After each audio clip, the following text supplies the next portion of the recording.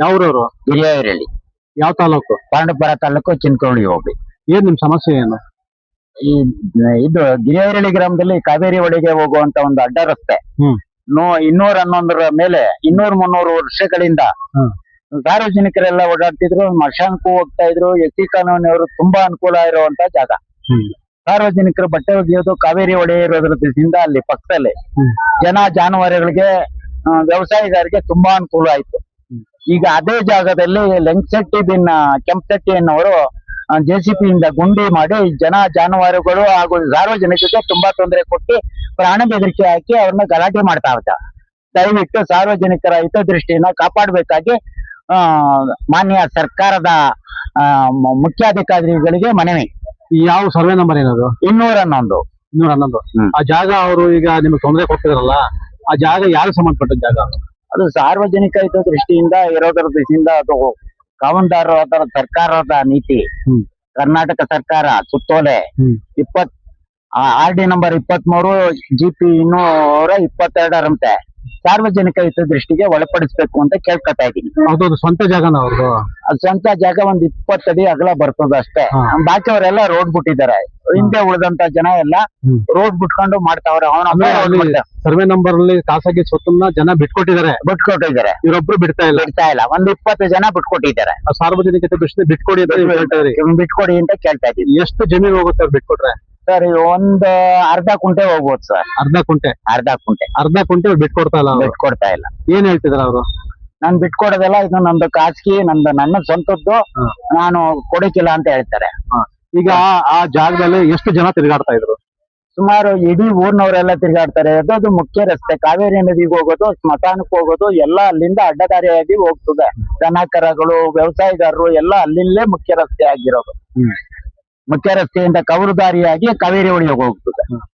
ಈ ಜನಸ್ಪಂದನ ಕಾರ್ಯಕ್ರಮದಲ್ಲಿ ಅದೆಲ್ಲ ನಾವು MLA ದೃಷ್ಟಿಗೂ ತಂದಿದ್ದೀವಿ, ತಾಲೂಕ್ ತಹಸೀಲ್ದಾರ್ ದೃಷ್ಟಿಗೂ ತಂದಿದ್ದೀವಿ, ಎಲ್ಲಾರ್ಗು ಮನವಿ ಮಾಡ್ಕೊಂಡಿದ್ದೀವಿ. ಅದರಂತೆ ನಮಗೆ ಸಾರ್ವಜನಿಕರಿಗೆ ತೆರವುಗೊಳಿಸಬೇಕಾಗಿ ಕೇಳ್ಕೊಳ್ತಾ ಇದ್ದೀವಿ ಗಿರಿಯರಳಿ ಗ್ರಾಮಸ್ಥರ ಪರವಾಗಿ. ಈ ತಹಸೀಲ್ದಾರ್ ಬಗ್ಗೆ ಮನವಿ ಕೊಟ್ಟಿದ್ದೀರಾ ನೀವು? ತಹಸೀಲ್ದಾರ್ ಮನವಿಗೆ, DC ಮನವಿ ಎಲ್ಲ ಸುಮಾರು 22ನೇ ಇಸ್ವಿಯಿಂದ ಕೊಟ್ಕೊಂಡು ಬರ್ತಾ ಇದ್ದೀವಿ. ಈಗ ಏನಂತಾರೆ ಅಧಿಕಾರಿಗಳು? ಏನಂತಾರೆ ಸರ್? ಬಿಡಿಸ್ಕೊಡ್ತೀವಿ ಅಂತಾರೆ, ಬಂದ್ ನೋಡಲ್ಲ.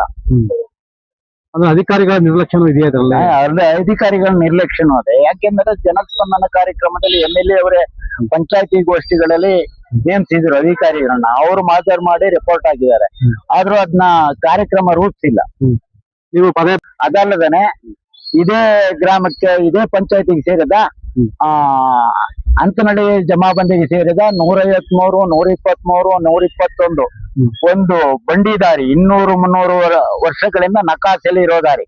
ಆ ದಾರಿಯಲ್ಲಿ ಏಕಾಏಕಿ ಉತ್ತಿ ಕಲ್ಲು ಬಂಡೆಗಳು ಹಾಗೂ ಸೊಸಿ ನಡೆಸೋದು, ಈ ಕಾರ್ಯಕ್ರಮ ಎಲ್ಲ 21ನೇ ತಾರೀಕು ಅಂತ ಅಂದ್ರೆ 4ನೇ ತಿಂಗಳು 21ನೇ ತಾರೀಕು ತಾಲೂಕ್ ಸರ್ವೇಯರು, ತಾಲೂಕು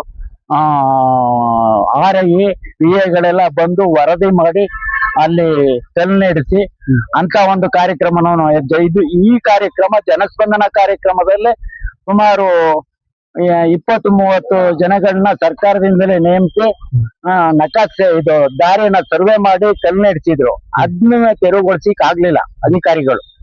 ಅದೇ ಪಂಚಾಯತಿಗೆ ವರದಿನೂ ಸಹ ಕೊಟ್ರು. ಇಂಥ ಒಂದು ಕಾರ್ಯಕ್ರಮದಲ್ಲಿ ಗ್ರಾಮಸ್ಥರು ಹಾಗೂ ಸ್ಥಳೀಯರು ಎಲ್ಲ ಅರ್ಜಿ ಕೊಟ್ಟು ಮನವಿನೂ ಕೊಟ್ಟಿದ್ರು. ಈಗ ಆ ರೋಡ್ನು ತೆರವುಗೊಳಿಸಿಲ್ಲ. ಕಾವಲ್ದಾರರಾದ DC ತಹಸೀಲ್ದಾರ್ ಅವ್ರಿಗೆ ಎಲ್ಲರಿಗೂ ಮನವಿ ಕೊಟ್ಟಿದ್ದು, ಮತ್ತೆ ಅದನ್ನ ಬಂದು ತೆರವುಗೊಳಿಸಿಕ್ಕಾಗಿಲ್ಲ. ಆ ವ್ಯಕ್ತಿ ಬೇಕು ಅಂತ ಗುಂಡಿ ಹೊಡಿಯೋದು, ರಸ್ತೆ ಗಡ್ಡೆ ಕಟ್ಟೋದು ಇದೆಲ್ಲ ಮಾಡ್ತಾ ಇದ್ದಾನೆ. ಸರ್ಕಾರಿ ಜಾಗನ ಅದು? ಸರ್ಕಾರಿ ಜಾಗನೂ ಇದೆ, ರೆವಿನ್ಯೂ ಖಾಸಗಿ ಅವ್ರದಿದ್ರು ಅದು ಖರಾಬಿದೆ. ಪ್ರತಿ RTCಲೂ ಖರಾಬ್ ಕಳ್ಕೊಂಡು 200-300 ವರ್ಷಗಳಿಂದ ಖರಾಬ್ ರೋಡ್ ಅದು. ಅಲ್ಲೂ ತೊಂದರೆ ಕೊಡ್ತಾ ಇದ್ದೇನೆ. ಅಲ್ಲಿ ಎಷ್ಟು ಜನಕ್ಕೆ ಅನಾನುಕೂಲ ಆಗಿದೆ? ಅದು 1200 ಕುಟುಂಬ. ಅದು 1 ಕಿಲೋಮೀಟರ್ ರಸ್ತೆ ನಕಾಸೆಯಲ್ಲಿ ಇರುವಂತಹದ್ದು. 1200 ಕುಟುಂಬ ಅಂದ್ರೆ 2 ಊರಿನ ಬೆಸಗೆ ಇರೋದು ಅಂತ ಒಂದು ಗ್ರಾಮದ ದಾರಿ. ಅದು ಯಾವ ಊರು? ಅಂತನಹಳ್ಳಿ ಮತ್ತು ಗಿರಿಯರಳಿ.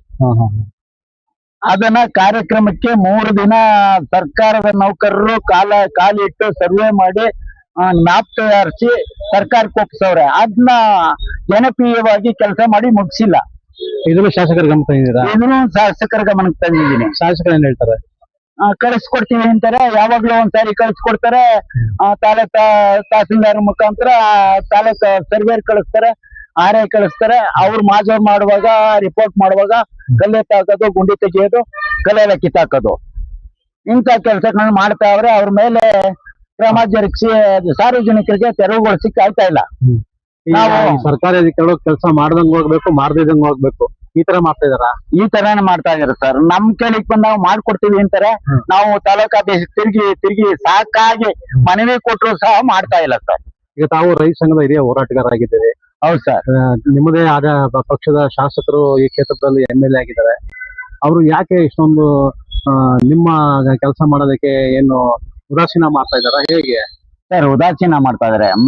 ಮನೆಗೆಲ್ಲ ಹೋಗಿದೀವಿ, ಅಧಿಕಾರಿಗಳ ಎಲ್ಲೆಲ್ಲಿ ಇರ್ತಾರೋ ಅವ್ರ ಹತ್ರ ಎಲ್ಲ ಹೋಗಿ ಮನವಿ ಮಾಡಿದೀವಿ, ಬಾಯಿಂದ ಕೇಳಿದೀವಿ, ಪೇಪರ್ ಇಂದ ಕೇಳಿದೀವಿ. ಆದ್ರೂ ನಮ್ಮ ಮನವಿಗೆ ಹೋಗ್ಬಿಟ್ಟು ಏನು ಮಾಡ್ತಾ ಇಲ್ಲ ಸರ್. ಮಾನ್ಯ ಸರ್ಕಾರದವರು ಮತ್ತು ಮಾನ್ಯ ಜಿಲ್ಲಾ ಅಧಿಕಾರಿಗಳು ಹಾಗೂ ತಾಲೂಕು ದಂಡಾಧಿಕಾರಿಗಳು ಸ್ಥಳಕ್ಕೆ ಧಾವಿಸಿ ಈ ಸಾರ್ವಜನಿಕರ ಇದನ್ನ ತೆಗೆದುಕೊಂಡು ಮನವಿಯ ಮೇರೆಗೆ ಈ ಸ್ಥಳ ಪರಿಶೀಲನೆ ಮಾಡಿ ರಸ್ತೆಗಳನ್ನ ತೆರವುಗೊಳಿಸೋದು ಅವರು ಮುಖ್ಯ ಕೆಲಸ. ಸಾರ್ವಜನಿಕರಿಗೆ ಯಾವುದೇ ಕಾರಣಕ್ಕೆ ತೊಂದರೆ ಆದ ರೀತಿ 2 ಊರಿಗೂ ಇದು ಹೆದ್ದಾರಿ ಪಕ್ಕದಿಂದ ಹೊಡ್ಕೊ ಬರೋದ್ರಿಂದ ಇದು 400 ಕುಟುಂಬಗಳಿಗೆ ಅನುಕೂಲ ಆಗ್ತದೆ. ಆಮೇಲೆ ಹೆದ್ದಾರಿಯಿಂದ ಹೊಡ್ಕೊ ಬರೋದ್ರಿಂದ ಸುಮಾರು ಒಂದು 3.5 ಕಿಲೋಮೀಟರ್ ರೈತರಿಗೆ ಅನುಕೂಲ ಆಗ್ತದೆ ಬಳಸಿ ಸುತ್ತಿ ಮಾಡೋದ್ರದಿಂದ. ಇದರಲ್ಲಿ ಗೋಮಾಳವಿದ್ದು ಬರೀ ಒಂದು 20 ಕುಂಟೆ ನಕಾಶೆ ರೋಡ್ ಅಲ್ಲಿ ಇರುವಂತ ಜಾಗದಲ್ಲಿ ಪ್ರತಿ ಸರ್ವೆ ನಂಬರ್ನಲ್ಲೂ ಖರಾಬ್ ಕಳೆದಿದ್ದಾರೆ. ಯಾರಿಗೂ ಅನಾನುಕೂಲ ಇಲ್ಲ. ಈ ವ್ಯಕ್ತಿಗಳು ಖಾಸಗಿಲಿ ಇರುವಂತ ವ್ಯಕ್ತಿಗಳು ತುಂಬಾ ಅನಾನುಕೂಲ ಮಾಡ್ತಾವ್ರೆ. ಅದಕ್ಕೆ ಗಿಡ ನೆಡೋದು, ತೆಂಗಿನ ಕಸಿ ನೆಡೋದು, ಅದ ರಾತ್ರಿ ನೆಟ್ಟಿ ತೆರವುಗೊಳಿಸ್ದಂಗೆ ಬಹಳ ತೊಂದರೆ ಕೊಡ್ತಾವ್ರೆ. ಕಲ್ಲು ಅಡ್ಡ ಹೊಡೆಯೋದು, ದಾರಿಗಳಿಗೆ ತುಂಬಾ ತೊಂದರೆ ಕೊಡ್ತಾವ್ರೆ. ಅಂತವ್ರಿಗೆ ಕ್ರಮ ಜರುಗಿಸಬೇಕಾಗಿ ಮನವಿ ಮಾಡ್ತೀನಿ. ಇಷ್ಟೇ ಅಲ್ಲ, ರೈತ ವರ್ಗಕ್ಕೆ ಫಸ್ಟ್ ದಾರಿ ಬೇಕಾಗಿರೋದು, ದಾರಿ, ನೀರು, ಕುಡಿಯೋಕೆ, ದನ ಪ್ರಾಣಿಗಳಿಗೆ, ಅವಕ್ಕೆಲ್ಲ ಅನಾನುಕೂಲ ಮಾಡ್ತಾ ಇರುವಂತ ವ್ಯಕ್ತಿಗಳ ಮೇಲೆ ಕ್ರಮ ತಗೋಬೇಕು ಅಂತ ಜಿಲ್ಲಾಧಿಕಾರಿಗೆ ಹಾಗೂ ಮಾನ್ಯ ದಂಡಾಧಿಕಾರಿಗಳಿಗೆ ಮನವಿ ಮಾಡ್ತಾ ಇರ್ತೀನಿ. ವಿಭಾಗಾಧಿಕಾರಿಗಳಿಗೂ ಮನವಿ ಮಾಡ್ತಾ ಇದ್ದೀನಿ.